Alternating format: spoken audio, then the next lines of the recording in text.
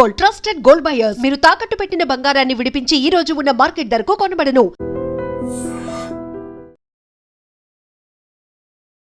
మీరు అన్నట్టుగా ఓట్ చోరీ మాత్రం జరగలేదు, సీట్ చోరీ కూడా జరిగింది. దాదాపుగా 100 సీట్లను మీరు కొట్టేశారు, కొల్లగొట్టారు. ఇప్పటికీ నేను రాజీనామా చెయ్యను అనే మాట మమతా బెనర్జీ చెప్తున్నారు. భారత రాజ్యాంగం మీద విశ్వాసం లేని వాళ్ళు, అంబేద్కర్ గారిని గౌరవించిన వాళ్ళు, ప్రజలని గౌరవించిన వాళ్ళు ఏదైనా మాట్లాడతారు. భారత రాజ్యాంగము, సంస్థలు, చట్టాలు ఇవన్నీ చూస్తూ ఊరుకోలేవు కదా కవిత గారు. ఎవరి పని వాళ్ళు చేస్తూనే ఉంటారు. అయితే తన పోటీ అనేది బీజేపీతో కాదు, ఎలక్షన్ కమిషన్ తోనే అనేటువంటి మాట ముందు నుంచి చెప్పిండ్రు, ఇప్పుడు కూడా అదే చెప్తున్నారు. ఎలక్షన్ కమిషన్ ఆడలేక మధ్యలో ఓడింది అన్నట్టు మీకు చేతగాక. ఒక ఆడబిడ్డను రేపు చేసి చంపితే ఎఫ్ఐఆర్ చేసి దోషులను అరెస్ట్ చేయడం చేతగా నువ్వు ఇయ్యాలు వచ్చి డెమోక్రసీ గురించి, ఎలక్షన్ కమిషన్ గురించి మాట్లాడితే ఎట్లుంటుంది? దయ్యాలు వేదాలు వాళ్ళు ఇచ్చినట్టు. తుమ్మల నాగేశ్వరరావు ఇదే మాట అన్నాడు. గతంలో ఫర్టిలైజర్స్ ఇవ్వలేదు, కేంద్రం వివక్ష చూపించింది. ఇప్పుడు కూడా పంట కొనుగోలుకి సంబంధించి కేంద్రం అస్సలు సహకరించట్లేదు, కుట్రపూరితంగా ఉంది, మేం కొంటున్నాం. ఎప్పుడు వస్తారో చర్చకు అడుగు. గణాంకాలు తీసుకొని ఎప్పుడు చర్చకు వస్తారో చెప్తాను. వాళ్ళ చేతిలో అధికారం ఉంది, వాళ్ళు బాగా డబ్బులు ఫీడింగ్ ఇస్తున్నారు కాబట్టి మీడియా వాళ్ళు చెప్పిందే రాస్తే చూపెడుతుంది. ఏ లెక్కలు తీసుకొని వస్తాడో రమ్మని అంటున్నారు.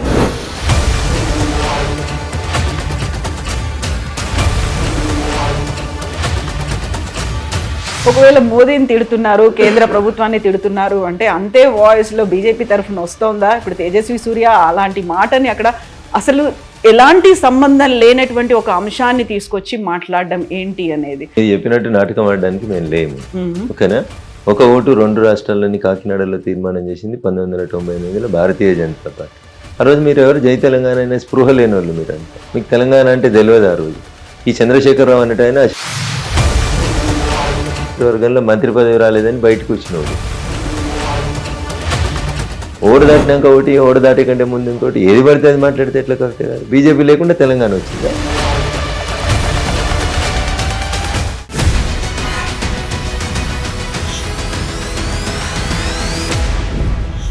నమస్తే, welcome to iDream inside politics with Kavitha.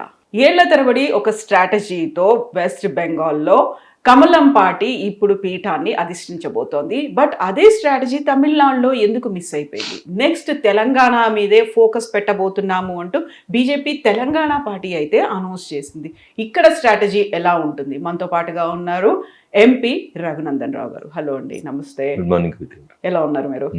So more happy, more rejuvenate గా ఉన్నారా? ఎట్లా ఉన్నారు? ఏమనిపిస్తుంది మీకు? న్యాచురల్ గా దశాబ్దాల నుంచి ఎదురు చూసిన ఒక కళ నెరవేరినప్పుడు ఖచ్చితంగా పార్టీ కార్యకర్తగా సంతోషంగానే ఉంటుంది. సో మొత్తం ఈ ఫలితాలన్నీ చూసిన తర్వాత 4 రాష్ట్రాలు, ఒక కేంద్ర పాలిత ప్రాంతం, ఇవన్నీ చూసిన తర్వాత ఏది మోర్ హ్యాపీ అనిపించింది మీకు? వెస్ట్ బెంగాల్ గెలవడం అనేది మా అందరి ముందు ఉన్నటువంటి ప్రథమ కర్తవ్యం. ఎందుకంటే శ్యామా ప్రసాద్ ముఖర్జీ గారి దగ్గర నుంచి మొదలుకుంటే అనేక మంది అక్కడ నుంచి భారతీయ సంస్కృతి కోసం కొట్లాడినటువంటి అనేక మంది పెద్దల కళ వెస్ట్ బెంగాల్ని కాపాడడం. వెస్ట్ బెంగాల్ భారతదేశంలో ఒక భాగంగా ఉండాలని. కానీ మారుతున్న కాల పరిమితులన్నీ ఎలా వచ్చినాయి, డెమోగ్రఫీ మార్చేందుకు వేరే వాళ్ళు ఎట్లా ప్రయత్నం చేసినారు మీరంతా చూసినారు. సో కాబట్టి వెస్ట్ బెంగాల్ అనేది ఒక ప్రత్యేకమైనటువంటి పరిస్థితిగా తీసుకొని గెలవాలనేటువంటి ఒక తపనతో పనిచేసింది. 100% విజయం సాధించింది. దాని వెనకాల అనేక మంది అమరులైనరు, కార్యకర్తలు అమరులైనరు. మామూలు గృహిణి, నిండు గర్భిణైన గృహిణి బీజేపీకి మద్దతు ఇస్తే మర్డర్ చేసిన సంఘటనలు చూసినాం. ఇట్లా అనేక హృదయ విదారకమైనటువంటి సంఘటనలు చూసినాం. ఒక మెడికల్ స్టూడెంట్ని కూడా రేప్ చేసి చంపేస్తే కూడా కనీసం ఎఫ్ఐఆర్ చేయడానికి ఇష్టపడిన ప్రభుత్వం దీది ప్రభుత్వం. సో ఇట్లాంటి గూండారాజుకి, ఇట్లాంటి అవినీతి, కుటుంబ పాలనకి ఒక చరమగీతం ఆడాలని చాలా స్పష్టంగా కాడర్ అనుకుంది కాబట్టి అక్కడ సక్సెస్ సాధించారు. అంత సక్సెస్, అలాంటి స్ట్రాటజీ చూసిన తర్వాత తమిళనాడులో డిసప్పాయింట్మెంట్ ఏమైనా అనిపించిందా మీకు? మా లక్ష్యం 1, 2, 3 అని పెట్టుకున్నప్పుడు ముందు ప్రథమ కర్తవ్యం ఏది, ద్వితీయ కర్తవ్యం ఏదని చూస్తాం. ఈరోజు మా ముందు ఉన్న ప్రథమ కర్తవ్యం వెస్ట్ బెంగాల్ గెలవడం. వెస్ట్ బెంగాల్ గెలవడంతో ఒక మెసేజ్ పంపాలనేటువంటి ఉద్దేశంతో పనిచేసాం. మాకు ప్రతి ఎన్నిక, పంచాయతీ ఎన్నిక దగ్గర నుంచి మొదలుకుంటే పార్లమెంట్ ఎన్నిక దాకా ప్రతి ఎన్నిక అంతే క్రూసియల్, అంతే ఇంపార్టెంట్గా తీసుకుంటాం. సో వెస్ట్ బెంగాల్ని గెలిచిన మీరు తమిళనాడుని ఎందుకు గెలవలేదనేది కాదు. తమిళనాడు గెలవడానికి ఇంకొంచెం సమయం పడుతుంది కావచ్చు, కష్టపడతా ఉంది క్యాడర్ అక్కడ, ఖచ్చితంగా గెలుస్తాం. ఈ రోజు కాకపోతే రేపు తమిళనాడు కూడా మాదే.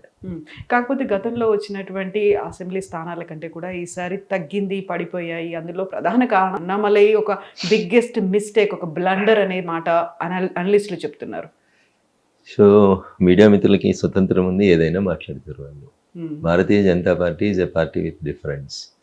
మేము ఇండివిజువల్స్కి ఇంపార్టెన్స్ ఏమనేది మీకు తెలియాలి. భారతీయ జనతా పార్టీ మూల సిద్ధాంతమే మొదటి నుంచి చెప్తూ వచ్చారు, nation first, party next, individuals last.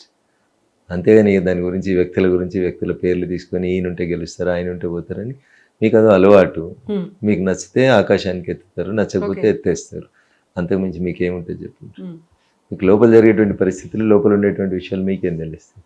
మీకు ఏం తెలుసు అని ఏది పడితే చెప్పేస్తారు, మీకు నోటికి వచ్చింది చెప్తారు. స్టాలిన్ మళ్ళీ గెలుస్తాడని చెప్పారు, స్టాలిన్ మళ్ళీ గెలుస్తారని చెప్పారు మీ మీడియా వాళ్ళందరూ. స్టాలినే అదే ఎగ్జిట్ పోల్ చేసిన వాళ్ళు కూడా మీ మీడియా మిత్రులే కదా. మీకు ఏది నచ్చితే అది మీడియా నుంచి వచ్చిన వాళ్ళే ఉన్నారా? అందరు పోయినరు కదా, మరి అందరి లెక్కలు తప్పైనాయి కదా, కాలేదా? వెస్ట్ బెంగాల్లో ఏదో బోటాబోటీకి వస్తారు, నెక్ టు నెక్ వస్తారు, 1% తేడా, 2% తేడా, 3 సీట్లు తేడా, 2 సీట్లు తేడా అన్నారు. మీరు 2/3 గెలిచిన వాడు. విజయ్ గెలుస్తారని తమిళనాడులో ఏ జర్నలిస్ట్ చెప్పలే, ఏ సెఫాలజిస్ట్ చెప్పలే, ఏ సర్వే వాడు చెప్పలే. మీరు అనుకున్నారా విజయ్ వస్తాడని? సరే, నేను అక్కడ ఐ హావ్ నాట్ కాన్సన్ట్రేటెడ్ అని తమిళనాడు. మేము వేరే పనిలో ఉన్నాం కాబట్టి మేము దాన్ని చూడలేదు, నాకు తెలియదు దాని గురించి. అందుకనే మీ అంచనాలు ఎప్పుడూ కరెక్ట్ కావు, మీ లెక్కలు ఎప్పుడూ కరెక్ట్ ఉన్నాయి. మీకు నచ్చినట్టు మీరు చేసుకుంటారు. మీకు వెనకాల మనసులో ఒక ఇది ఉంటుంది, సిద్ధాంతం. అనలిస్టులు, సెఫాలజిస్టులు, జర్నలిస్టులు అందరు కూడా అదే చెప్తూనే ఉంటారు. ఇప్పుడు 234 సీట్లు ఉన్న తమిళనాడులో దాదాపు 50 లక్షల ఓట్లు పోయినాయి ఎస్ఐఆర్ తోటి. దాని గురించి ఒక అనలిస్ట్ మాట్లాడాడు, ఒక సెఫాలిస్ట్ మాట్లాడాడు, ఒక జర్నలిస్ట్ మాట్లాడాడు. కానీ 294 ఉన్న వెస్ట్ బెంగాల్లో 90 లక్షలు తీసి మళ్ళీ 32 లక్షలు యాడ్ చేస్తే పోయిన 60 లక్షలే ఎస్ఐఆర్ పేరు మీద. దానికి వెస్ట్ బెంగాల్లో ఓట్లు తీసి గెలిచింది అంటాడు ఒక అనలిస్ట్ టీవీలో కూర్చొని. ఎందుకంటాడు? వాడు ఎక్కడో నక్సలైట్ బ్యాక్గ్రౌండ్ వాడు, ఎర్ర జెండా బ్యాక్గ్రౌండ్ వాడు ఉంటాడు, వానికి బతుకుదేరు అవసరం కదా. అందుకని వాడు ఆ జెండా మార్చుకొని, కండువా మార్చుకొని వచ్చి ఇలా అనలిస్ట్ అని, జర్నలిస్ట్ అని, సెఫాలజిస్ట్ అని పేరు మార్చుకొని మమ్మల్ని తిట్టేందుకు టీవీలోకి వస్తారు. టీవీ కూడా మమ్మల్ని తిట్టాడు ఒకటి కావాలి కాబట్టి వాళ్ళని ఎంకరేజ్ చేస్తాం. ఎందుకు మిమ్మల్ని టార్గెట్ ఎందుకు చేస్తున్నారు? మీరు మొత్తం సాఫ్రనైజేషన్ చేస్తున్నారు, మిగతా పార్టీలన్నిటిని తీసేసే ప్రయత్నాల్లో ఉన్నారని కదా. ఏ చెట్టుకైతే కాయలు ఉంటాయో ఆ చెట్టు మీదనే రాళ్ళు పడతాయి. మేము బలంగా ఉన్నాం, బలంగా కనబడతా ఉన్నాం, అందుకని రాళ్ళు వేస్తారు మీరు. అంతకంటే ఎక్కువ ఏముంటుంది? అన్ని పార్టీలను ఇష్టం అయితే మరి విజయ్ పార్టీ ఎట్లా గెలుస్తుంది? అది సరికొత్తగా వచ్చిన పార్టీ, మీరు అంచనా వేయలేకపోయింది అనేది. మా అంచనా లేదనే తప్పు. మీరు అట్లా మాట్లాడొద్దు. మాకుండే అంచనాలు 100% మాకుంటాయి.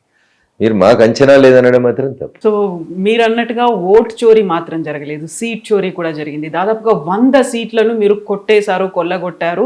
ఇప్పటికీ నేను రాజీనామా చెయ్యను అనే మాట మమతా బెనర్జీ చెప్తున్నారు.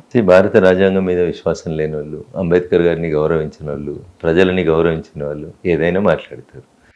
కానీ ఒక రాష్ట్ర ప్రభుత్వానికి ఎన్నికలు జరిగినాయి, అసెంబ్లీ రద్దు అయింది. ఇంకా మీరు ముఖ్యమంత్రిని, నేనే ముఖ్యమంత్రిని, నేను రాజీనామా చేయని మాట్లాడితే దానికి ఏమర్థం ఉంటుంది? కవిత గారు ఎట్లా తొలగియాలనో అట్లా తొలగిస్తారు. ఏముంటుంది తల్లి? ప్రజలే నిన్ను వద్దని తొలగించినారు, 2/3 మెజారిటీ ఇచ్చినారు భారతీయ జనతా పార్టీకి. ఇంకా నువ్వు ఆ కుర్చీని పట్టుకొని వేలాడుతా అంటే భారత రాజ్యాంగము, సంస్థలు, చట్టాలు ఇవన్నీ చూస్తూ ఊరుకోలేవు కదా కవిత గారు. ఎవరి పని వాళ్ళు చేస్తూనే ఉంటారు.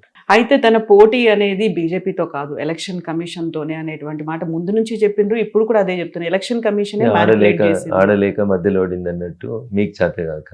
ఒక ఆడబిడ్డను రేపు చేసి చంపితే ఎఫ్ఐఆర్ చేసి దోషులను అరెస్ట్ చేయడం చేతగా నువ్వు ఇయర్లో వచ్చి డెమోక్రసీ గురించి, ఎలక్షన్ కమిషన్ గురించి మాట్లాడితే ఎట్లుంటుంది? దయ్యాలు వేదాలు వాళ్ళు ఇచ్చినట్టు ఉంటుంది. ఏ సంఘటన జరిగింది? వెస్ట్ బెంగాల్లో జరిగిన అరాచకాలు ఏంటి? గూండాగర్ది ఎంత? జై శ్రీరామ్ అని అననీయవా? రాముడు నడయాడిన ఈ నేల మీద రాముని పేరు ఎత్తనీయవా? రాముని కంటే పెద్దదానివా? అట్లా అరిచి నీకంటే ముందు ఒక ఆయన ఢిల్లీలో అడ్రస్ లేకుండా పోయాడు. ఇప్పుడు నువ్వు పోయినావు. తమిళనాడులో అట్లే మాట్లాడిండు, కుర్రకుంక తెల్లదాడికి, దేవుళ్ళ గురించి, దేవాలయాల గురించి మాట్లాడిండు. అయ్యతో సహా 28 మంది మంత్రులకు అడ్రస్ లేకుండా పోయింది. సో అందుకని కర్మ. బట్ ఆయన గెలిచిండు, అలా కర్మ అంటున్నా. అలాగే ఇప్పుడు ఏం చేస్తాడు గెలిచి? ఏం చేయాలని అర్థం కాక తలబెట్టుకొని ఏడవడం మీద చేసేదేముంది అంటున్నా. పాపం మీకు దాకిందా, మీ కుటుంబానికి దాకిందా అని తాకుతుంది కదా. కర్మ రిటర్న్స్ అనేది అందుకనే చెప్తారు. హిందువులను ఎన్ని మాట్లాడినా ఏం కాదు, హిందూ దేవుళ్ళని అవమానపరిచినా ఏం కాదు, మేము హీరోలం అవుతాం అనుకునేటువంటి వెధవలందరికీ కూడా ఈ ఎన్నికల ఫలితాలు గుణపాఠం కావాలి. మాట్లాడేటప్పుడు నోరు దగ్గర పెట్టుకొని మాట్లాడాలి అనేటువంటి ఒక మెసేజ్ని ఇచ్చారు ప్రజలు. మధ్యలో ఏం చేయలేకపోవచ్చు. మిమ్మల్ని 5 సంవత్సరాల మధ్యలో మీరు మాట్లాడినప్పుడు మిమ్మల్ని దించే అధికారం ప్రజలకు లేకపోవచ్చు. But A day will come. ఆ డే వచ్చిన రోజు మిమ్మల్ని బండకేసి కొడతారు, అది గుర్తుపెట్టుకోరు. కొట్టిరు కదా ఇప్పుడు. అడ్రస్ లేడనుకున్న విజయ్, ఎవరు పట్టించుకొని విజయ్, ఏమవుతుంది విజయ్ తోటి అనుకున్న విజయ్ ఇలా ఏం చేసిండో తమిళ రాజకీయాలను చూసిండు. మీరు ద్రవిడులం, మేము హిందీ మాట్లాడము, మాకు ఉత్తర భారతంతో సంబంధం లేదు, మాది సెపరేట్ దేశం అని అరుస్తే ఏం చేసిరు జనం మిమ్మల్ని? నేను ద్రవిడ రాజకీయాలు చెయ్యను అని చెప్పిన విజయ్ని గెలిపించారు ప్రజలు. అంటే ఏమర్థం చేసుకోవాలి వీళ్ళు? పార్లమెంట్లో 131వ రాజ్యాంగ సవరణ తీసుకొస్తే నల్లబట్టలు వేసుకొని నానా యాగి చేసి నల్ల చట్టాలు అని చెప్పారు, తగలబెట్టారు. ఏమవుతుంది వాళ్ళతో? అల్టిమేట్గా 5 సంవత్సరాలకు జనం ముందుకు రావాల్సిందే కదా. తప్పు చేసినప్పుడు పనిష్మెంట్ ప్రజలు ఎట్లా ఇస్తారో కనబడ్డది కదా. వెస్ట్ బెంగాల్లో కనబడ్డది మీకు మహిళా బిల్లుని అడ్డుకుంటే ఫలితం, తమిళనాడులో కనబడ్డది మహిళా బిల్లుని అడ్డుకుంటే ఫలితం, తప్పకుండా కనబడుతుంది. కాకపోతే స్టాలిన్ నిన్న వెళ్ళిన తర్వాత ఓటమి అనంతరం 24 అవర్స్లోనే ఆయన నియోజకవర్గానికి వెళ్ళిన తర్వాత అక్కడ ఏడుస్తున్నటువంటి ప్రజలు కనిపిస్తారు. వాళ్ళకు పార్టీ ఉంటుంది కదా, వాళ్ళకు పార్టీ ఉంటుంది, వాళ్ళకు క్యాడర్ ఉంటుంది, ఏడుస్తారు వాళ్ళు. దాంట్లో తప్పేముంటుంది? ఏ నాయకుడు ఓడిపోయిన నాయకుడు కనబడ్డా జనం ఏడుస్తారు. ఆ పార్టీ క్యాడర్ ఉంటారు, వాళ్ళు కొంత ఇబ్బంది పడతారు, ఏడుస్తారు. అయితే దానికి ఏముంటుంది ఇప్పుడు? మరి ఎందుకు ఓట్లు వేయలేదు? ఏడిచిన జనం వేసి ఉంటారు అంతే, మిగతా వాళ్ళు వేయలేదు కదా. ఈ దేశంలో నిన్న డిఎంకేకి వచ్చిన ఓట్లండి మీరు చూడు, నాట్ ఈవెన్ 35% రాలేదు. విజయ్కును ఏడీఎంకే కలిసి 70% ఎక్కువ వచ్చినాయి ఓట్లు. అంటే ఏం మెసేజ్ ఇచ్చారు జనం? 100% మంది మిమ్మల్ని వద్దనుకున్నారు కదా. ఒకవేళ ఏడీఎంకే ఉన్న విజయ్ కలిసి ఉంటే మీకు కనీసం ఆంధ్రప్రదేశ్లోనే డబుల్ డిజిట్ వచ్చింది, తమిళనాడులో సింగిల్ డిజిట్ కూడా రాకపోతుంది. సో అందుకని అంతా మేమే అనే భ్రమలో ఉండడం తప్పు. 5 సంవత్సరాల కోసం మనకు అవకాశం ఇస్తారు ప్రజలు, దాన్ని మనం ఎట్లా వాడుకుంటున్నాం, ఏం చేస్తున్నాం అనేదాన్ని ప్రజలు గమనిస్తూ ఉంటారు. 5 సంవత్సరాల మధ్యలో నువ్వేం మాట్లాడి నేను ప్రజలు ఏం చేయలేకపోవచ్చు. But when a day will come them to vote, definitely they will show you the lesson. సో ప్రభుత్వం ఎలా ఎవరితో కలిసి ఏర్పాటు చేస్తారు అనుకుంటున్నారు విజయ్? Wait and see. తొందరపడలేదు. మాకు తొందరపడాల్సినటువంటి అవసరం లేదు. అతను తెలుగు కలవాడైతే మైనార్టీలో ఉన్న ప్రభుత్వం 5 ఏళ్ళు బాగా నడవాలనుకుంటే, అప్పుల పాలైనటువంటి తమిళ రాష్ట్రానికి ఆయన ఇచ్చిన హామీలన్నీ నెరవేరాలంటే కేంద్రంతో సఖ్యత లేకపోతే ఎట్లా నడుస్తుంది? పెట్టుకుంటాడని మేము అనుకుంటున్నాం, ఆయన ఇష్టం, అది ఆయన విజ్ఞత. ఓకే. సో నడవాలి, అన్ని సక్రమంగా ఉండాలి, బడ్జెట్లు రావాలి, ఇవన్నీ అంటే అనివార్య పరిస్థితి ఏమైనా ఉందా? కేంద్రంతో సఖ్యత ఉండాలి, లేకుంటే బీజేపీతో పొత్తుండాలి అనేది ఏమన్నా? ఇప్పుడు కాంగ్రెస్ తెలంగాణని పాలిస్తుంది, కర్ణాటకని పాలిస్తుంది, ఇస్తలేమా డబ్బులు? ఇస్తలేమంటున్నా. కొత్తగా వచ్చినావు, నీకు అడ్మినిస్ట్రేషన్ తెలియదు, ఎలా పాలించాలో తెలియదు, కాబట్టి అనుభవం ఉన్న పార్టీ కేంద్రంలో అధికారంలో ఉన్న పార్టీతో కలిసిపోతే మీ పార్టీకి బాగుంటుంది అనేది నేను చెప్తా ఉన్నాను. ఇద్దరిని కాంగ్రెస్నికి వెళ్ళి, ముగ్గురిని ఇంకో దగ్గరికి వెళ్ళి, ఇంకో ఇద్దరిని ఇంకో దగ్గరికి వెళ్ళి ఇచ్చి, వచ్చినోనికల్లా మంత్రి పదవి ఇచ్చి ఈ సంతుష్టీకరణ రాజకీయాలు ఎన్ని రోజులు చేయగలుగుతాడు కొత్త ముఖ్యమంత్రి? రాజకీయాలకు కొత్తగా వచ్చిన ఆయన చేయలేడు అంటున్నా. అందుకని if you're so matured politician you can definitely handle it. But the situation is khichdi తయారు చేసుకున్నారు అనుకోండి, ప్రతి ఒక్కరు బెదిరిస్తాడు, నాకు ఇది చేయి, నాకు ఇది చేయి, నాకు ఇది చేయని. చేయలేనప్పుడు ప్రభుత్వాలు కూలిపోతాయి. అది ఉండొద్దు అని విజయ్కి నేను చెప్పదలుచుకున్నాను. సో డిఎంకేనేమో పొలిటికల్గా డిస్టెన్స్ అనేది ఉంటుంది, ఏఐడిఎంకేతో ఏమో ఇంటెలెక్చువల్గా ఉండేటువంటి డిఫరెన్సెస్ అనేవి ఉంటాయని విజయ్ తన క్యాంపెయినింగ్లో చెప్పుకున్నారు. కాబట్టి వీళ్ళు కాకుండా ఎవరైతే అందుబాటులో ఉన్నారో, ఎవరైతే వచ్చి మేము ఫామ్ చేస్తామని రెడీగా ఉన్నారు, we congratulate him, we bless him. బాగా నడపాలని, ప్రజలు ఇచ్చిన తీర్పును గౌరవించాలని, మంచిగా ముందుకు పోవాలని, 5 సంవత్సరాలు తమిళనాడుకి ఒక కొత్త శకాన్ని ఆరంభించాలని నేను విజయ్ గారిని మనస్ఫూర్తిగా అభినందిస్తా ఉన్నాను. ఆయన ఎవరిని కలుస్తాడు, ఎవరితో పోతాడు, ఎవరిని కలుపుకుంటాడు, ఏం చేస్తాడు అనేది వెయిట్ అండ్ సీ. మళ్ళీ మనం ఎందుకు తొందరపడాలి? ప్రజలు ఆయనకు అవకాశం ఇచ్చినారు, వారు దాన్ని ఎట్లా సద్వినియోగం చేసుకుంటారు అనేది వీళ్ళు wait and see. So governor ఇంకా కొంచెం టైం అయితే తీసుకుంటారు. ఫుల్ ఫ్లెడ్జ్డ్ గా మీకు ఎంతమంది సపోర్ట్ ఉన్నారు, అది వస్తేనే నేను మీకు ఒక గ్రీన్ సిగ్నల్ ఇస్తాను అన్నట్టుగా. ఏ గవర్నర్ అయినా అదే చేస్తారు కదా.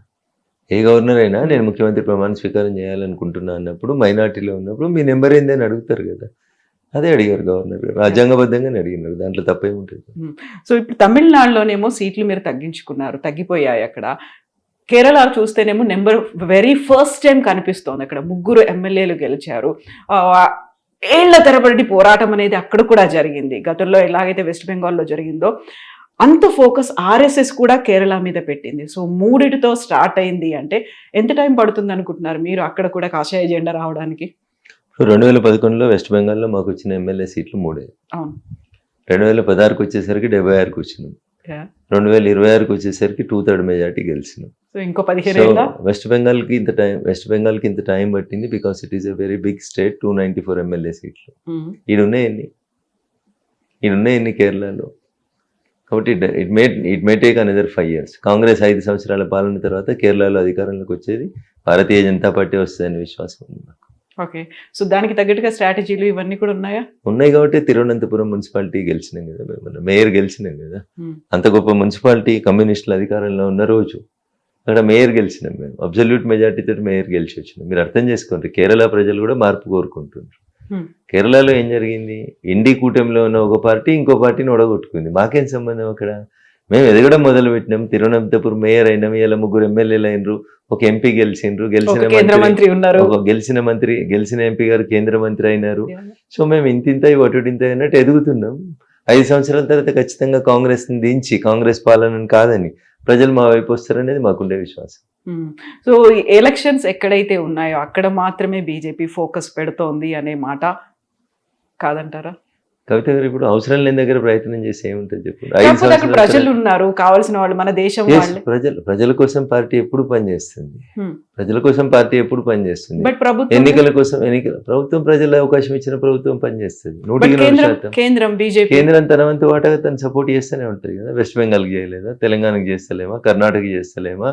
ఏం చెప్పినారు నీతి ఆయోగ్ మీటింగ్ లో నరేంద్ర మోడీ గారు? టీమిండియా కెప్టెన్ గా నేను, సభ్యులుగా ప్లేయర్ గా మీరందరూ కలిసి ఆడితేనే ఈ దేశం సమిష్టిగా సమానమైనటువంటి రీతి లోపల డెవలప్మెంట్ జరుగుతుంది అని చెప్పారు.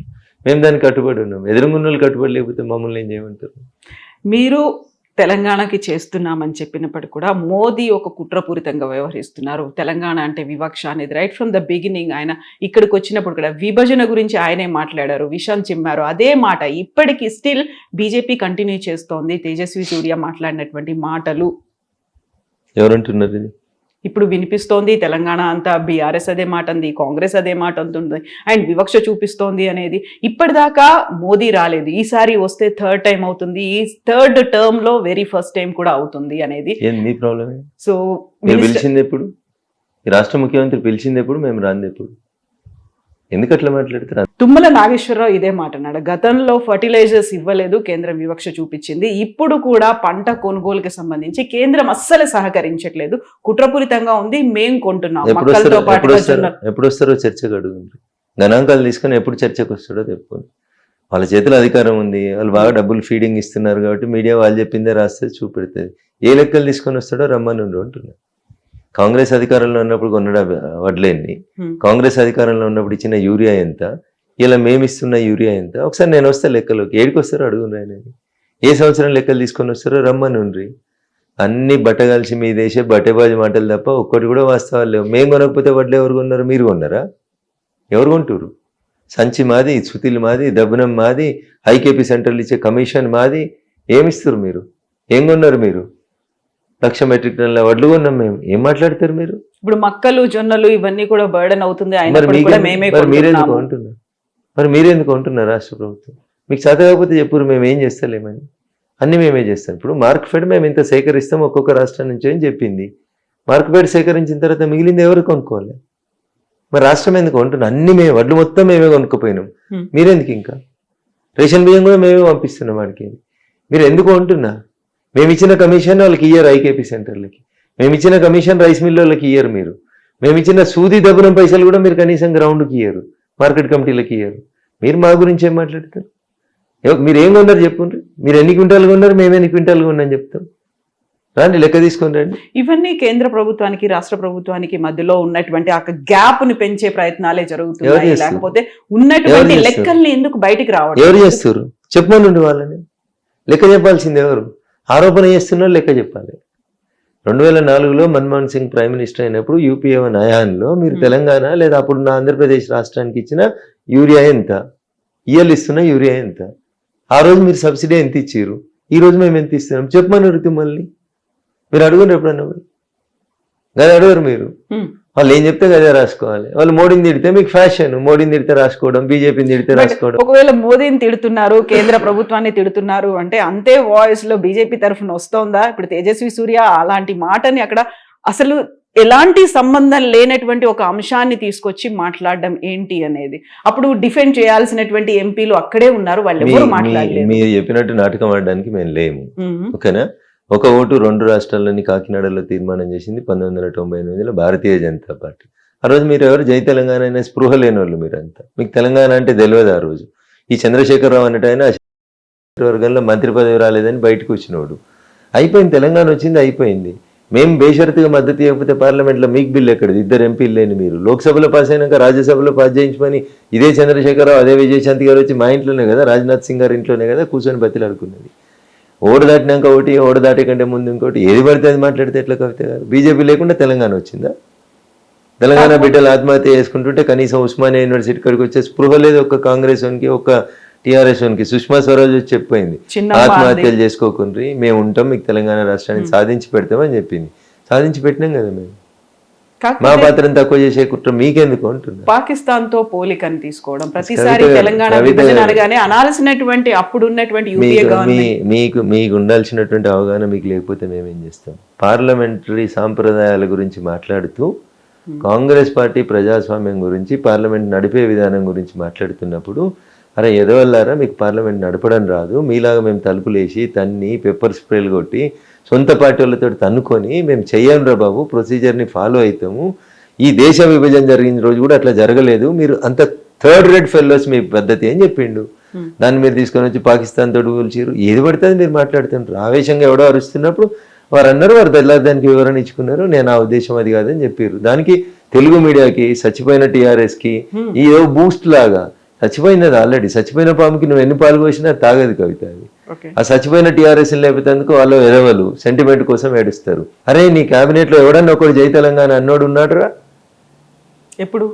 మొదటి క్యాబినెట్ లో, రెండో క్యాబినెట్ లో ఎవడున్నాడు రా? చంద్రశేఖరరావు గారి క్యాబినెట్ లో జై తెలంగాణ అన్న మేమందరం రోడ్ల మీద అన్నాం. మమ్మల్ని కట్టెపెట్టుకొని కొట్టిన దానం నాగేందర్ నల్లద్దాలు పెట్టుకొని మీ టీఆర్ఎస్ కండువా కప్పుకొని సిగ్గు లేకుండా మీ పక్కన కూర్చుంటాడు. ఇలా మీరు ఓడిపోతే మళ్ళీ అదే నల్లద్దాలు పెట్టుకొని పోయి అవతల కాంగ్రెస్ కండువా వేసుకొని మీ మీదనే పోటీ చేస్తాడు. మీరు మనుషులేనా అసలు?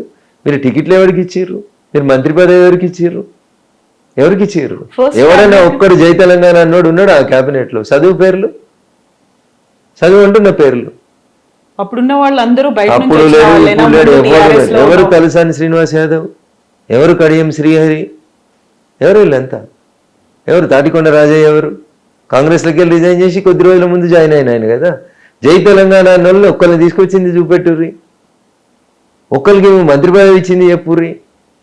తలసాని శ్రీనివాస్ యాదవ్ జై తెలంగాణ అన్నాడు. అయినాడైనా తెలంగాణ ఉద్యోగం నడుస్తుంటే తెలుగుదేశం కండువా వేసుకొని హైదరాబాద్లో తిరగనీయ నిన్ను తంత అని చెప్పిండు.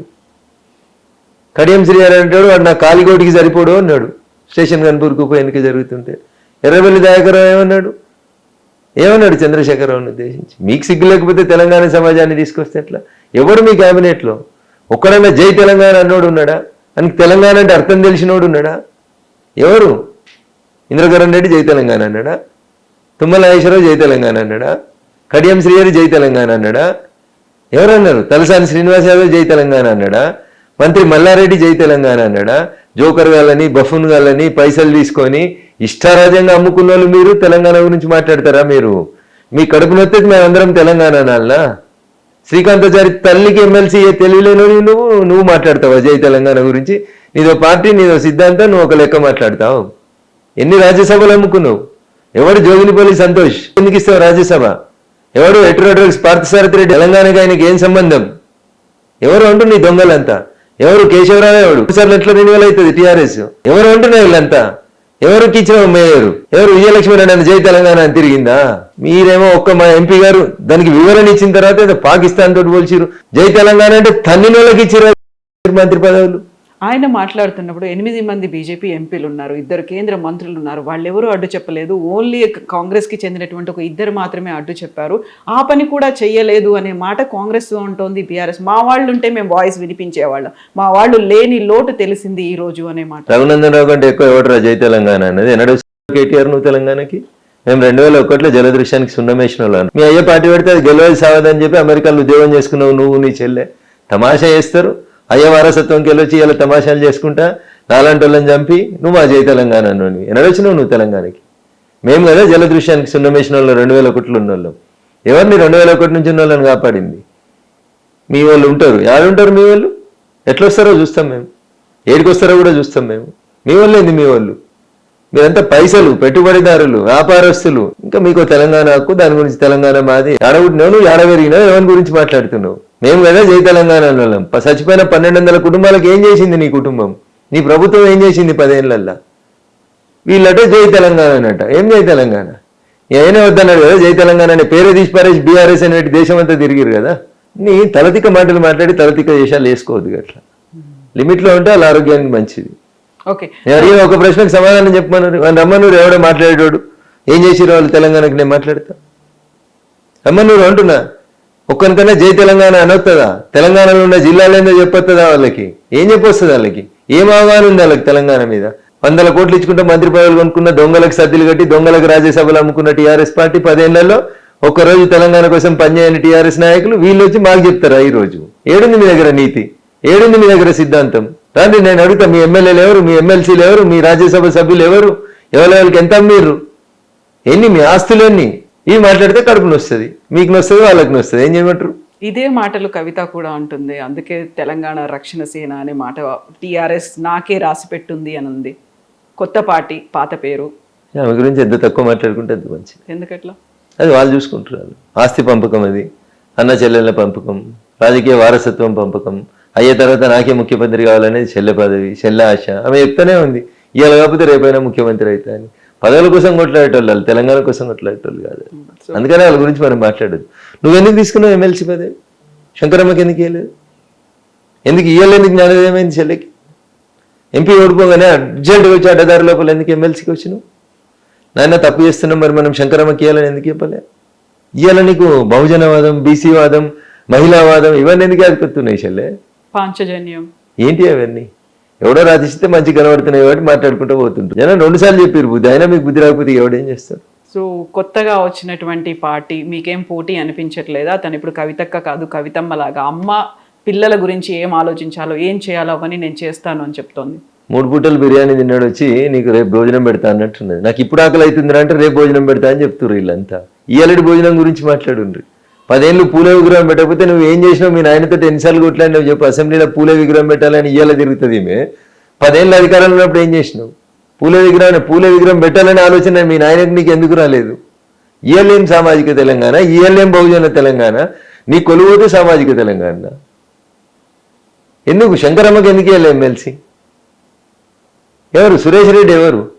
టీఆర్ఎస్ పార్టీకి వెళ్ళి కాంగ్రెస్ పార్టీ కండువా కప్పుకుంటే రాజశేఖర రెడ్డి గారు ముఖ్యమంత్రి ఉన్నప్పుడు స్పీకర్గా వ్యవహరించి 4 సంవత్సరాల 9 నెలలు సాగదీసి ఆ పిటిషన్లని 4 రోజులైతే అసెంబ్లీ అయిపోతుందనగా కాంగ్రెస్ పార్టీకి అనుకూలంగా జడ్జిమెంట్ ఇచ్చిన కేఆర్ సురేష్ రెడ్డి గారు ఇలా మీ పార్టీ తరఫుకెళ్ళి రాజ్యసభ సభ్యుడు అవుతాడు.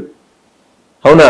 కె కేశవరావు గారికి 2 సార్లు ఇస్తావు రాజ్యసభ. నీకు పొద్దుల టైంకు గోళీలు వేసే జోగినిపల్లి సంతోష్ అనేటువంటి రాజ్యసభ ఇస్తావు. పట్టపగలు నడి రోడ్డు మీద పెట్రోల్ పోసుకొని జై తెలంగాణ అని చచ్చిపోతూ దవాఖానలో మేమందరం పోతే అన్న నేను చచ్చిపోతున్నా నాకు తెలుస్తుంది, తెలంగాణ వచ్చేదాకా కొట్లాడు అని మాట్లాడిన శ్రీకాంతాచారి తల్లికి కనీసం ఎమ్మెల్సీ పదవి ఇవ్వడం చేత కాదు వీళ్ళకి. వీళ్ళు వచ్చి శుద్ధులు చెప్తారు ఇలా మాకు బీజేపీలకు అర్హత లేదు, మీకుందా అర్హత? అసలు మీరు ఎవరు అంటున్నారు? తెలంగాణ పేరు మీద పత్తు దోసుకున్న వాళ్ళు, మీరు వ్యాపారం చేసిన వాళ్ళు. You don't have any legal stand or moral stand to speak something against Telangana. అందుకేనా నెక్స్ట్ మేమే వస్తాం, బీఆర్ఎస్ని రానివ్వము, ఎంపీలు ఎట్లా వస్తారో చూస్తారు అన్నది. నేను మళ్ళీ చెప్తాను మీకు, టీఆర్ఎస్ వద్దనుకున్నది వాళ్ళు, దాన్ని బీఆర్ఎస్గా మార్చుకున్నది వాళ్ళు. దానికి ప్రజలు ఇచ్చిన response CRS compulsory retirement skip ఇచ్చి ఇక వద్దురా బాబు 10 ఏళ్ళు బాగా దోసుకున్నారని రెస్ట్ ఇచ్చిండ్రు. ఏమన్నా జనంలోకి వచ్చిండా కేసీఆర్ ఓడిపోయిన తర్వాత? జగిత్యాల్లో ఉన్న మాట ఎప్పుడన్నా జనాన్ని కలిసిరా? జమ చేసుకున్న జనానికి వచ్చి మైక్ నాది నేను చెప్పిన మీడియాకి అడ్వర్టైజ్మెంట్ ఇచ్చిన కాబట్టి అన్నిట్లో లైవ్ అవుతుంది కాబట్టి మాట్లాడిపోయినాక అంతే. ఏముంది అందులో అంటున్నా? నువ్వు ఎన్నో జనాన్ని కలిసినావు అంటున్నావు ఓడిపోయినాక. నీకు వచ్చి చెప్పిన జనమే వాడు. నీ ఫామ్ హౌస్ గేట్లు ఎవరికి తెరుచుకుంటున్నాయి? ఏ జనానికి తెరుచుకుంటున్నాయి చెప్పు? నువ్వు ఏ జనంతో మాట్లాడినావు? నీకు భజన వేసేటోళ్ళతోటే కదా. కనీసం ఫామ్ హౌస్లో పనిచేసేటోళ్ళని అడిగినా చెప్తారు. నువ్వు 10 ఏళ్ళు ఏం తప్పులు చేసినావు వాళ్ళు చెప్తారు కదా పొలంలో పనిచేసేటోళ్ళు. ఏ జనం మాట్లాడిరు కేసీఆర్ తోటి? మీరు మాట్లాడిరా? ఓడిపోయినాక మీకు కలిసిండా కేసీఆర్ అంటే? ఆయన 2.5 ఏళ్ళు అయింది. ఓడిపోయిన తర్వాత కేసీఆర్ అనేట ఆయన గజవేలు ఏదన్నా ఊరికి వచ్చిందా? ప్రజల్ని కలిసిండా? మామకు మంచిగా లేదు, 4-10 బస్సులు పెట్టి అందరిని నొలుకుపోయి వరుస కాలు మొక్కించి మీడియాని మేనేజ్ చేసి అవే ఈవెంట్ చూపించారు తప్ప ఓడిపోయినాక మీరు జనాన్ని వచ్చి కలిసిందే అన్నాడు అంటున్నా. ఎందుకు మళ్ళీ టీఆర్ఎస్కి అవకాశం ఎందుకు ఇస్తారు? ఏమున్నదని ఇస్తారు? మీ బిడ్డ అడిగిన ప్రశ్నలకు సమాధానం చెప్పుర్రి. కాళేశ్వరంలో అవినీతి చేసిరు అంటుంది, నీ పక్కన గుంట నక్కలు ఉన్నాయో అన్నారు, దానికి సమాధానం చెప్పుర్రి. కేటీఆర్ వాడేవానికి ఏం తెలియదు అని చెప్పి గంజిలీగం తీసినట్టు తీసి పారేసింది, దానికి సమాధానం చెప్పు. నన్నెందుకు అడుగుతారు? నన్నెందుకు నానోరు ఎందుకు ఖరాబ్ చేస్తారు మీరు? చెల్లె తిట్టిన తిట్లకు సమాధానం అన్నని చెప్పమనుండ్రి, అయ్యని చెప్పమనుండ్రి. అసలు నువ్వు మనిషివే కాదు మరో మనిషివే అని చెప్పింది. ఇక అంతకంటే దారుణంగా ఇంకేం పాడవుతుంది? అది తండ్రి నన్నలేదు, ఒక పార్టీ అధ్యక్షుడిని అన్నాను అనే మాట కూడా తనే ఈ సమర్థించుకోవడానికి 100 మంది, నేను కూడా సమర్థించుకుంటాను. రేపు మళ్ళీ మీరు వచ్చి అడిగితే నేను కూడా బాగా సమర్థించుకోగలుగుతాను. సమర్థించుకోవడం వేరు, వాస్తవాలు వేరు. మెకానికల్ లైఫ్ కాకపోతే కేసీఆర్ గారు లైఫ్ ఏంది? నేను అదే అడుగుతున్నా. జనాన్ని ఎప్పుడు కలుస్తారు కేసీఆర్ గారు అంటున్నా. జనాన్ని విడిచిపెట్టరు, ఎమ్మెల్యేలు ఎప్పుడు కలుస్తారు చెప్పురు, అసెంబ్లీకి ఎప్పుడు వస్తారు? 6 నెలలకు ఒకసారి సంతకం పట్టకపోతే సభ్యత్వం పోతుంది కాబట్టి, గవర్నర్ ప్రసంగం తర్వాత సభ వాయిదా పడుతుంది కాబట్టి వచ్చి సంతకం పెట్టి సపరేట్కి వెళ్ళిపోతున్నారు. సభ నడిచినప్పుడు వచ్చింది ఎప్పుడు? ప్రతిపక్ష నాయకునిగా సమస్యల గురించి మాట్లాడింది ఎప్పుడు? బావ బొమ్మ వచ్చిందని బామ్మర్ది పోతాడు, పోతే బామ్మర్ది బొమ్మ వచ్చిందని బావ పోతారు. ఇద్దరి దగ్గర సంపాదించుకున్న పైసలు ఉన్నాయి కాబట్టి ఇంత మీడియాతో పెట్టి రాయించుకుంటుంటారు అంతే. అంతకుమించి వాళ్ళు చేసిన పోరాటాలు ఏంది, వాళ్ళు చేసిన ఉద్యమాలు ఏంది? ఇప్పుడు ప్రజలు ఫీల్ అవుతున్నారు, బాధపడుతున్నారు. 2.5 ఏళ్ళైంది, ఎందుకు ఓడించాము ఈ ప్రభుత్వం? మీకు చెప్పింది ఎవరన్నా ఉన్నారా కవిత గారు? కేసీఆర్ జగిత్యాల్లో అన్నారు. కేసీఆర్ గారు అవసరం కోసం 100 అబద్ధాలు ఆడతాడు. అధికారంలోకి రావడం కోసం దళితుని ముఖ్యమంత్రి చేస్తా అన్నాడు. చేసిండా? 10 ఏళ్ళలో చేసిండా అంటున్నా. 10 మంది దళితుల్ని మంత్రుల్ని చేసిండా? రాజాయని మంత్రి చేస్తే రాత్రి వీకేసిండు. ఏం చేసిండు సార్ దళితులకి? ఆయన అబద్ధాలు ఎవడన్నా ఆడతాడా? సచార కమిటీ నివేదికను అమలు చేస్తాం, చేసినవా? జనాభాలో సగం ఉన్నారు మహిళలు, ఒక్క మంత్రి పదవి ఇచ్చినావా నీ క్యాబినెట్లో? 2 క్యాబినెట్లు ఇచ్చినావు, ఎవరికి ఇచ్చినావు? పక్క పార్టీకి వెళ్ళి తెచ్చుకున్న వాళ్ళకి ఇచ్చినావు తప్ప నీతో జై తెలంగాణ అన్న వాళ్ళకి ఎవరికి ఇవ్వలే కదా నువ్వు. ఎవరు నీ మంత్రులు? ఒకసారి గుండె మీద చేసుకొని ఆలోచించుకోరు. మా మీడియా మిత్రులు కూడా, వాళ్ళు కూడా ఆలోచించుకోవాలి. జై తెలంగాణతో పాటుగా జై శ్రీరామ్ అనే నినాదాలు. జై శ్రీరామ్ అంటే డబ్బులు ఏమన్నా పైనుంచి ఊడిపడతాయా అనే మాట మంత్రి కొండా సురేఖ. జై తెలంగాణ అంటే ఊడిపడతాయా? జై సోనియా అంటే ఊడిపడతాయా? మాట్లాడేటప్పుడు ఏం మాట్లాడుతున్నావు, ఎట్లా మాట్లాడుతున్నావు అనేది ఆలోచించుకొని మాట్లాడుకోవాలి. అధికారంలో ఉన్నాం కదా ఏది పడితే అది మాట్లాడితే, నేను జై శ్రీరామ్ అననీయా అన్నది ఎవరు? దీది. ఇవాళ ఏడున్నది దీది? ఇంకో 2 రోజుల తర్వాత ఏడుంటో చూడు అంటున్నా. ఏం చేస్తారు? ఏమవుతుంది? ఏమైతే చేస్తారు, మాజీ సీఎం అవుతుంది. మేము బర్తరఫ్ చేసేది ఏంది? గవర్నర్ బర్తరఫ్ చేస్తారు, ఆ తర్వాత దాన్ని మాజీ సీఎం చేయాల్సిన అవసరమే లేదు. కొత్త ప్రభుత్వం, కొత్త ముఖ్యమంత్రి ప్రమాణ స్వీకారం చేస్తారు, కొత్త అసెంబ్లీ నడుస్తూనే ఉంటుంది. అసెంబ్లీ డిజాల్వ్ అయినాక ముఖ్యమంత్రి ఎక్కడ ఉంటాడు? ఇంకా ఆమె గురించి చేసేది నేను కాదు మాట్లాడాల్సింది. అంటే చెప్పాలి సమాధానం. ఇప్పుడు అడుగుతారు, ఏ డాక్టర్ మీదనైతే అత్యాచారం చేస్తే నువ్వు కనీసం ఎఫ్ఐఆర్ చేయలేదో ఆ తల్లి చెప్పింది, రేపు భవిష్యత్తులో మీరు నాకు అధికారం ఇస్తే జుట్టు బట్టి ఈడ్చుకొచ్చి కొడతా అసెంబ్లీలోంచి అని చెప్పింది. రేపు ఆమెకు సమాధానం చెప్పు అసెంబ్లీలో. బహుశా అందుకనే అనుకుంటా ప్రజలు అసెంబ్లీకి పోతే అట్లా కొడతారన్న ఉద్దేశం పోతే అది కూడా ఇవ్వలేదు ఆమెకు అవకాశం. పాపం ఏం చెప్పాల్సిన అవసరం లేదు, మేము బీజేపీలో మాట్లాడాల్సిన అవసరం లేదు. అక్కడ జనం ఓట్లేస్తే గెలిచిన వాళ్ళే మాట్లాడతారు. రేపు సమాధానం చెప్పు ఒక్కొక్క ప్రశ్నకి. జై శ్రీరామ్ అననీయవా? ఇప్పుడు ఏమంటావు? ఇప్పుడు జై శ్రీరామ్ ఇంటి ముందుకు వచ్చి గంట కొట్టి మరీ చెప్తాం. ఏం చేస్తాం? జై శ్రీరామ్ అంటే బీజేపీ ఆదుకుంటుందా లేకపోతే కేంద్రం ఆదుకుంటుందా ఏంటి అసలు? ఏంది? కొండా సురేఖకి ఏం కావాలి అంటున్నా. మోదీ వస్తున్నారు, మోదీ వచ్చి ఏమి ఇస్తారు? మాకేం చెప్తున్నాం కదా, డబ్బు రావట్లేదు. ఆమెకు తెలియాల్సింది ఏంటంటే వాళ్ళ వరంగల్కి ఎయిర్పోర్ట్ మేమే ఇస్తున్నాం. ఆమెకు తెలియాలి. 2 గంటలు ఈడ్చుకుంటూ ఇటుకెళ్ళి వరంగల్ ఓడి పోతుంది అక్క నీకు. అది కొంచుకో, వరంగల్ ఎయిర్పోర్ట్ మేము ఇస్తున్నాం అంటున్నా. ఎందుకు వేయలే మీ కాంగ్రెస్ 60 ఏళ్ళకోలే? వరంగల్కి ఎయిర్పోర్ట్ ఎందుకు వేయలే? మేము ఇస్తున్నాం ఇలా వరంగల్కి ఎయిర్పోర్టు. చాలాదా నీకు? వరంగల్కి టెక్స్టైల్ పార్క్ ఇస్తున్నాం 900 పైచీలు కోట్లు పెట్టి. ఇందిరమ్మ పేరు పెట్టుకుంటలే మేము ఆడ, ప్రధానమంత్రి టెక్స్టైల్ పార్క్ అని పెట్టుకుంటున్నాం ఆడ. ఇది మా పనితీరు. మీ పనితీరు ఏంది? అక్కడ నువ్వు రోజు పోతావు కదా, వెనకటికి నువ్వు పోతే ఎన్ని గంటలు పడుతున్నా వరంగల్కి, ఇలా పోతే ఎన్ని గంటలు పడుతుంది? ఆ రోడ్ ఎవరేసిర్రు? మోడీ ఇవ్వకపోతే ఎవరిచ్చిర్రు అంటున్నా. వరంగల్ అమృత్ సిటీ కింద డెవలప్ చేస్తుంది ఎవరు? మేం కదా. వరంగల్ మున్సిపల్ కార్పొరేషన్కి పైసలు మాయి కావా? ఏం చెప్పమంటారు వాళ్ళకి తెలియక మాట్లాడతారా, తెలిసి మాట్లాడతారా? తెలియకుండా ఏది పడుతుంది మాట్లాడితే ఎట్లా ఊకుంటారు? మేము జై శ్రీరామ్ అనాల్సిన సందర్భంలో బరాబర్ అంటాం, పని చేయాల్సిన సందర్భంలో బరాబర్ పని చేస్తున్నాం. ఏం పని చేయలేదు చెప్పండి. నేను అడుగుతున్నాను, వరంగల్ అమృత్ సిటీ చేసినాం, మేము అధికారంలో లేము, మా ఎమ్మెల్యే లేడు, ఎంపీ లేడు, చేయలేదా? ఇలా హైదరాబాద్ నుంచి కొండా సురేఖ గారు బంజారా హిల్స్కి వెళ్ళి బయలుదేరి వరంగల్కి పోయే రోడ్డు మేము వేసినాం. భారతీయ జనతా పార్టీ నరేంద్ర మోడీ గారి నాయకత్వంలో కేంద్ర ప్రభుత్వం, ఎన్డీఏ ప్రభుత్వం వేసిన రోడ్డు మీద పోతుంది అక్క. జై శ్రీరామన్లో వేసిరు మరి ఆడ రోడ్డు. రేపు వచ్చి ఓపెన్ చేసే టెక్స్టైల్ పార్క్ కూడా మేము ఇస్తున్న పైసలే. 4 రోజులకు ఓపెన్ అయ్యే ఎయిర్పోర్ట్ కూడా పైసలు మేమే ఇస్తా ఉన్నాం. భూమి సేకరించడం చేత కాక మీరు 2 ఏళ్లకు ఆపుతా ఉంటే మేము ఎయిర్పోర్ట్ శాంక్షన్ చేసి ముందుకు వస్తా ఉన్నాం.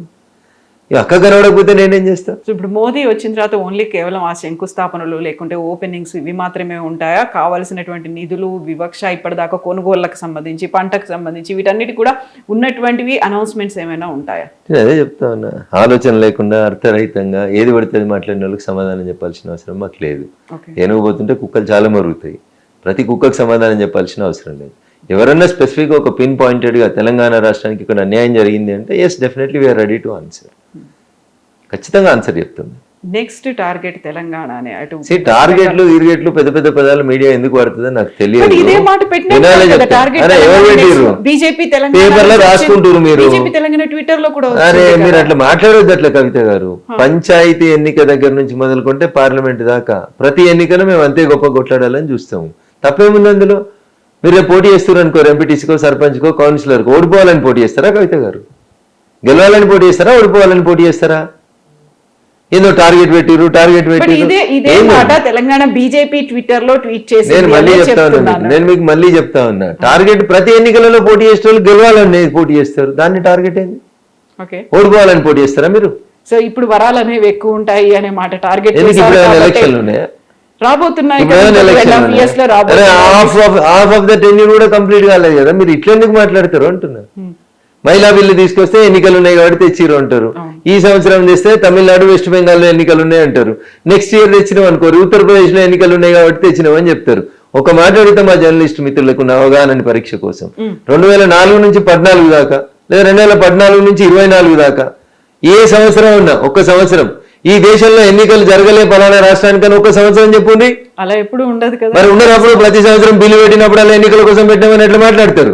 మరి మేము వచ్చిన తర్వాత 2014 నుంచి 2024 దాకా ఎన్నికలు జరిగిన సంవత్సరం చెప్పుంది. బిల్లు పెట్టగానే ఎన్నికలు ఉన్నాయని పెట్టారు అంటారు, అందుకనే జమిలీ బిల్లు పెడతాం జరాగురి. ఒకటేసారి ఎన్నికలు పెడతాం, అప్పుడు మీరు ఏం మాట్లాడతారో వింటాం మేము కూడా. 1957లో ఎలక్షన్స్ రెండోసారి జరిగినాయి ఈ దేశ పార్లమెంట్ కి. 1957లో కూడా పార్లమెంట్ కి అసెంబ్లీలో కలిసే జరిగినాయి.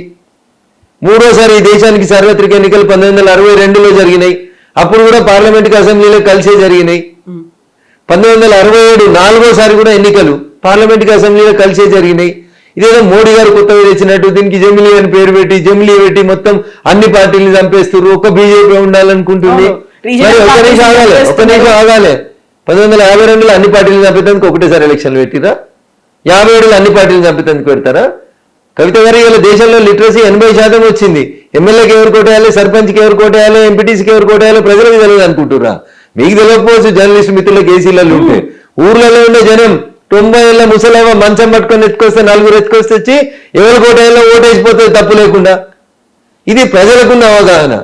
దురదృష్టం మీడియా వెస్టెడ్ ఇంట్రెస్ట్ ఉంటుంది. ఓటర్లు ఏం ఆలోచించారు అంటే ఇక్కడ ఉన్నటువంటి రీజనల్ పార్టీలు ఏవైనా ఉంటే అది రాష్ట్ర ప్రభుత్వం ఏర్పాటుకు రీజనల్ పార్టీలకి దేశంలో ఒక నేషనల్ పార్టీ గతంలో కూడా విన్నది, నిన్న కూడా నేను విన్నది, ఇక్కడ ఏదైతే రీజనల్ పార్టీ ఉందో వాళ్ళ కోటేద్దాం. ఇప్పుడు విజయ్ పార్టీ రీజనల్ పార్టీ కాకపోతే నేషనల్ పార్టీ కొత్తగా వచ్చింది. అక్కడ ఉన్నటువంటి regional party, ADMK regional party, రెండు ప్రభుత్వం విజయ్ గారి పార్టీ రీజనల్ పార్టీ, నిన్నటిదాకా వెస్ట్ బెంగాల్ ను పాలించిన దీదీ పార్టీ రీజనల్ పార్టీ.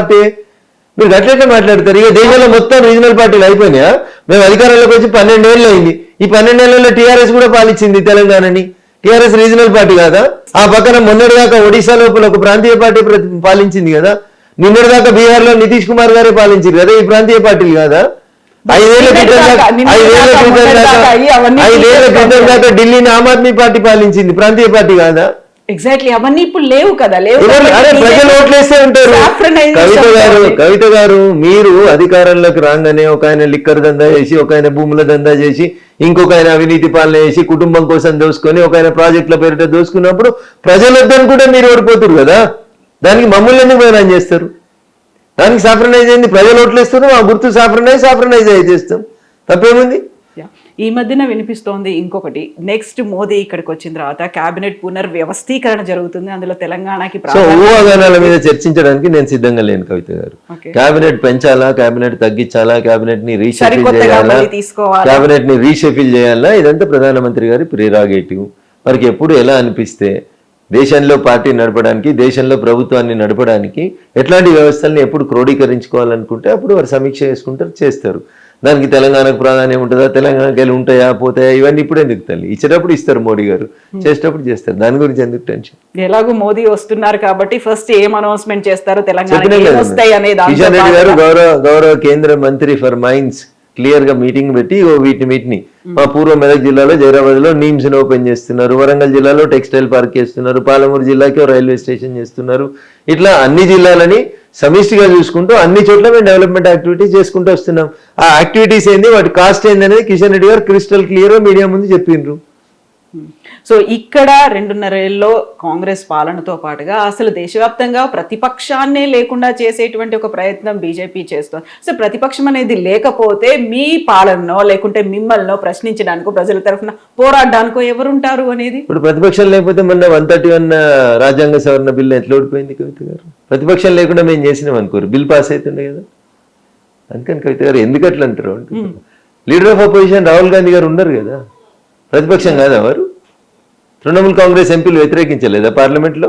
131వ రాజ్యాంగ సవరణ బిల్లును మీరు చూడలేదా? అందుకే తమిళనాడు డిఎంకే ఎంపీలు చేయలేదా? వెరీ ఫస్ట్ ఓటమి మోదీకి ఏదైనా ఒక బిల్లును ప్రవేశపెట్టారు అనుకుంటే అది వీగిపోవడము, అది కూడా మొన్నటి పునర్వ్యవస్థీకరణ బిల్లుకి సంబంధించి దాన్ని మహిళా బిల్లుకు లింక్ పెట్టారు. ఇలాంటిది రాకుండా ఉండాలి అంటే ప్రతిపక్షాన్ని అలాగే రీజనల్ పార్టీస్ ని లేకుండా చేసేటువంటి కుట్ర కంప్లీట్ గా దేశమంతా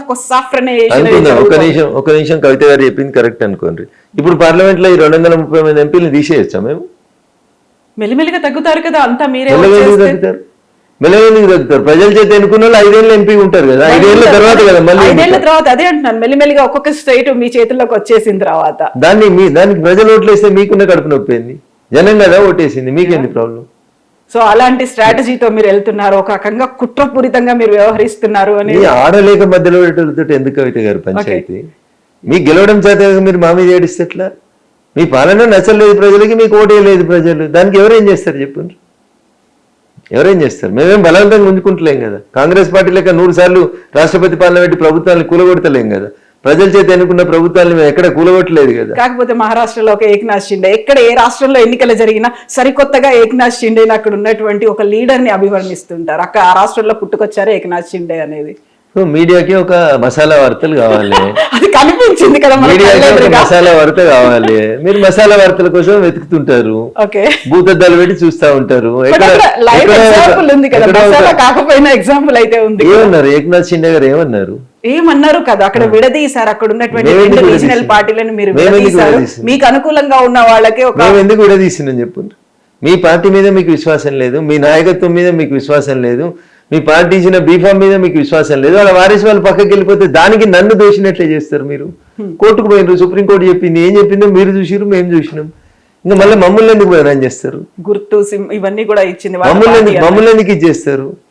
ఇప్పుడు ఉద్ధవ్ ఠాక్రే గారి ప్రవర్తన నచ్చక వాళ్ళ పార్టీ ఎమ్మెల్యేలు వేరు కుంపటి పెట్టుకుంటే దానికి మమ్మల్ని ఎందుకు బాధ్యత చేస్తారు? సో ఇప్పుడు నెక్స్ట్ మన తెలంగాణకి సంబంధించి ఎలక్షన్స్ రాబోతున్నాయి కాబట్టి ఆల్రెడీ ఉన్నటువంటి 2 కేంద్ర మంత్రులకు తోడుగా ఇంకొకరు కూడా ఉండబోతున్నారు. దానికి సామాజిక సమీకరణలు కావచ్చు, మిగతా లెక్కలన్నీ తీసుకుని ఒకటి రాబోతుంది మన కేంద్ర మంత్రి పదవి రాష్ట్రానికి అనేది.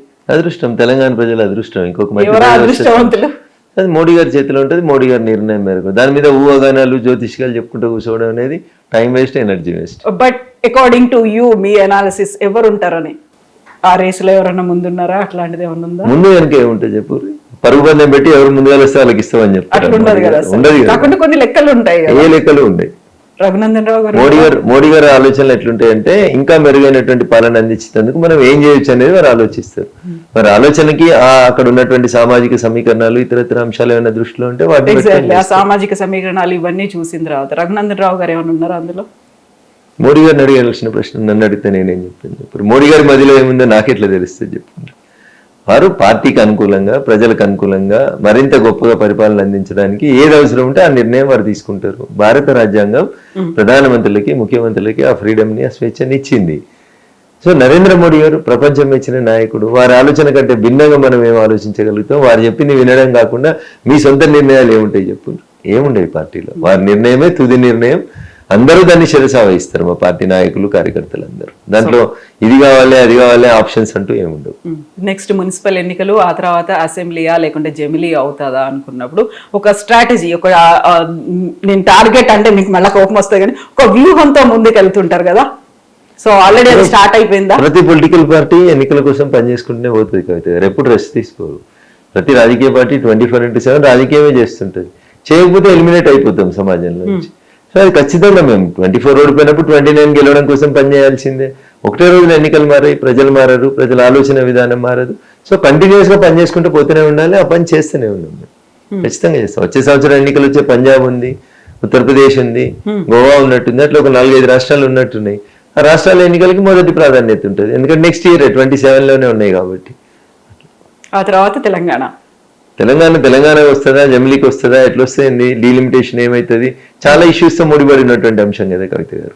అందుకని వెయిట్ అండ్ సీ. సో వీటితో పాటుగానే ఇప్పుడు గతంలో రేవంత్ రెడ్డి కూడా ఒక మాట అన్నారు.